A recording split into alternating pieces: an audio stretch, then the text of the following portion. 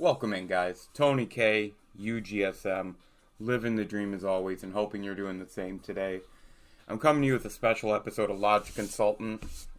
That is where I take a topic and put it through a prism of my own personal logic. My logic is not for everybody, but I believe that it's pretty solid. So let's talk about the situation.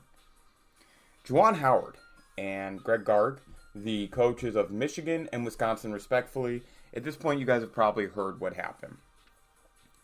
Michigan was down 15 with under 20 seconds left. They were full court pressing against Wisconsin, who had their backups on the floor. With about 3 or 4 seconds left in the backcourt clock, Wisconsin called a timeout. Michigan didn't like that because it reset the clock. Juwan Howard thought it was unfair to his guys. That was his words after the game. In the handshake line, Juwan Howard and Greg Gard start to verbally, and then Juwan Howard smushes or slaps, whatever you want to call it, Greg Gard, or one of the assistant coaches while he's being restrained.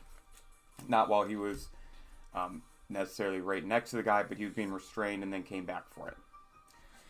Juwan Howard's been suspended for the rest of the season, which is just 5 games. Greg Gard 1 game, and their scuffle led to a few students throwing fists. I believe there were 3 students total that received a suspension, and they were all 1 or 2 games at most. So I want to talk about this from the perspective of if I was the AD for these 2 gentlemen. Because I think a lot of people, and I wasn't even going to talk about this, and then you hear people saying on ESPN and Fox Sports 1 and all of this, do we need to get rid of the handshake line? No, it's real simple. Let's do the easy one. If I'm Greg Gard's AD or someone who's looking at his responsibility,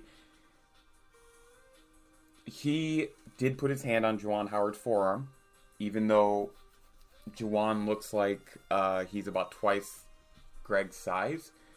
I understand that's not okay. I think that we need to be a little bit more mature and not yell at each other in handshake lines, not put our hands on each other. So for Greg, I feel like the 1, maybe 2 games was the appropriate suspension. Either way around it, he's not innocent, but he is not the primary culprit here. Let's move on to Juwan Howard. That's the person that I feel is kind of getting off light here. First off, the internet never forgets, and Juwan Howard, coach of Michigan, has now been in games where he is full court pressed both up double digits and in this game down double digits with no time really to make a comeback or the game decided basically. He talked about how he didn't like the timeout. Well, you were full court pressing. So both the timeout and the full court press were legal basketball plays, but kind of unsportsmanlike in their nature. Although I feel like the timeout was a lot less egregious than the full court pressing down 15 with 20 seconds left. I'm pretty sure it's like less than a percentage of a chance. Less than like a 1% chance that you can actually come back and win. If I was the AD for Michigan, and this is where I'm sure a lot of people get a little rolling their eyes at me, I'm firing Juwan Howard. I'm not worried about the handshake line. We need to be able to, as a society, shake hands after competition. If we can't do that, then what are we doing? Like it's really that simple. The reason I'd fire Juwan Howard is there's several things from this that show we have a bigger issue than just this one game. First off, he has been in the position of the team up and the team down, and he's acted inappropriate in both ways, or in both places. As a leader of men, that's a strike. You need to have better composure. Second is he mentions that he didn't like the timeout when he really should be looking at it as our defense caused a timeout. It was successful. I felt like he had very poor self-awareness when it came to that. The other thing is, this is not his first scuffle with a coach. Go look it up. It's not his first scuffle with a coach. And finally is that I'm not worried about the smush or the slap or whatever physical contact he made. I'm worried about the fact that he very demonstratively made sure that Greg heard him say, I won't forget this. And then the players start throwing fists. I am not generally the, oh, someone think of the children, but these are young kids. Sorry, I just dropped a dice. These are young kids that, yes, they're 18 to 22 years old and they've seen fighting before, but the coach instigated the fighting. Both coaches instigated this. And if Greg had gotten a push or a slap or a punch on Juwan, I'd probably say he needs to go as well. Fact is, kids were throwing fists. And these are supposed to be leaders of men who talk to these kids about keeping their composure and things like that. This isn't professional sports. College coaches always have huge egos. I just feel like there's enough strikes with history, with both history in terms of causing altercations and history of being tone deaf to sportsmanship, that's a couple of strikes right there. And then within the game itself, he escalated both the on the court and the off the court antics. He came back after he was being restrained, and then his students started throwing fists. In my opinion, we have enough, if I was the AD of Michigan, to say, hey, you may have done a great job, but that's not the image we can have our coach be a part of. Nothing against Juwan Howard personally, but I just don't see how he should be able to keep his job here today. Now, I know. There's going to be somebody. And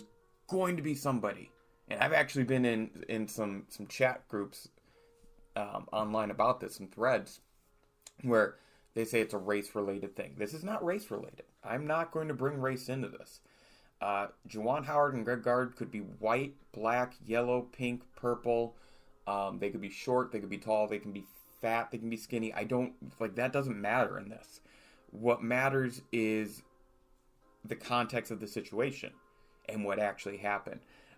At no point as I described all this did I mention their skin color until this very part right here. It didn't matter in my assessment. It doesn't help that Juwan Howard is so much larger than Greg Gard. It doesn't help that he's a former athlete, so he does look enormous compared to him. But that's not a race thing. It doesn't help that the students were throwing fists at each other, but I don't think that's a race thing. I think this all comes down to a leader of men failed to lead men. And I'll be honest with you guys, I don't like the University of Wisconsin. Boring basketball team, didn't really care for Bo Ryan, their former longtime coach. I wasn't a fan of his. And they just play a very, boring, not aesthetically pleasing form of basketball. I've never liked the university for that, because they play kind of a Midwest grinded out style. So I honestly, if there was a team in the Big Ten that I'd like to see have their coach get slapped, it'd probably be Wisconsin. But it's not appropriate. All jokes aside, this is not appropriate. So if I was the AD of Michigan, yes, I would fire Juwan Howard. Or give him the opportunity to resign. That's really it. I know that may seem extreme.